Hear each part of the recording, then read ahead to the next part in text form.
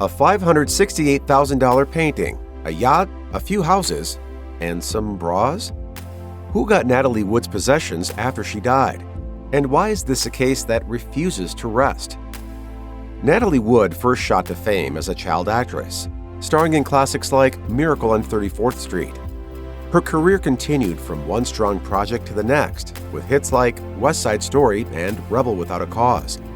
However, her illustrious acting career has at times been overshadowed by the mystery and conspiracy theories that surround her tragic death in 1981. Good evening, everyone. Tonight, our metropolitan area and the whole world mourns the death of 43-year-old movie actress Natalie Wood. Wood was just 43 years old when she drowned in the water off the coast of Santa Catalina Island in California. Just prior to her death, she was socializing on the boat with her husband, actor Robert Wagner, and Academy Award winner Christopher Walken. Though Wood's death was ruled as an accident at the time, as she could not swim and was drinking, the Los Angeles County Sheriff reopened the case in 2013 following long-standing rumors that she was fighting with her husband before she died. At the time of her death, the coroner's office noted that there were bruises and other signs of a struggle on her body, but they attributed them to her hitting a dinghy when she fell into the water. A modern-day coroner's report appeared to disagree with this assessment. Accordingly, her cause of death was amended from the original accidental drowning ruling to drowning and other undetermined factors. As one of the biggest movie stars of the day, Wood's death made big headlines. She left behind a large estate, which included cash, a yacht, and multiple homes. Though Wood's exact net worth at the time of her death is unknown, court documents confirm that it was in excess of $10,000, while journalists and other financial figures speculated that it was closer to several million, per an article from United Press International. However, despite Wood's enormous wealth, the process in dividing her estate was relatively straightforward, thanks to a thorough 15-page will she signed just over a year before her death. According to UPI, Wood's estate was to be divided into two portions, one portion for her husband and one for her two children. Splitting up her assets in this way was a method of mitigating any tax burden.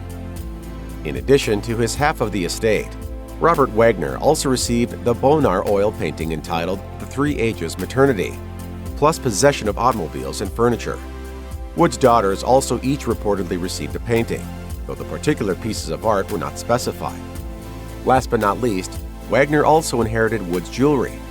However, it was with the understanding that he would distribute it to specific people that Wood mentioned before her death.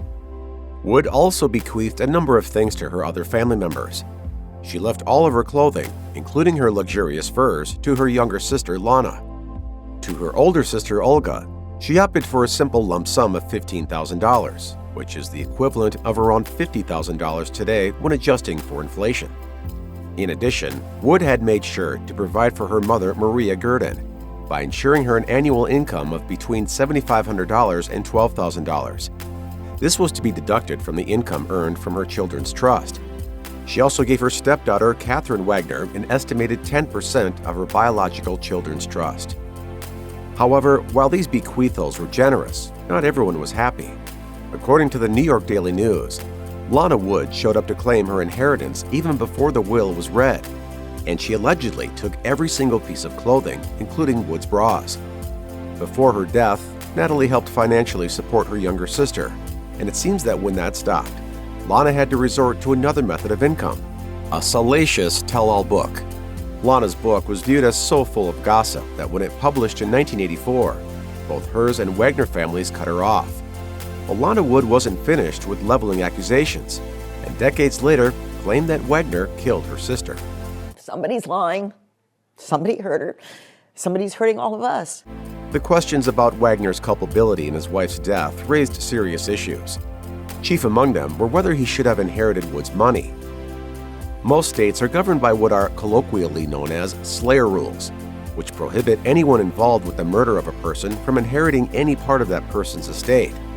In other words, if Wagner was found guilty of involvement in his wife's death, he would not have received a penny, let alone the half of Wood's estate, despite the terms of the will. In 1981, Wood's death was ruled accidental, and Wagner was not considered a suspect. But that changed when the coroner amended Wood's cause of death in 2013, and police began looking into the case once more. By 2018, Wagner was deemed a person of interest. If the case continued and found Wagner guilty, Wood's heirs would have the option to sue Wagner for his half of the estate for unjust enrichment. Wagner was quietly cleared from suspicion in 2022, according to page 6. He remains one of the major heirs of Wood's estate, yet still a figure mired in conspiracy theories about his wife's unexpected death.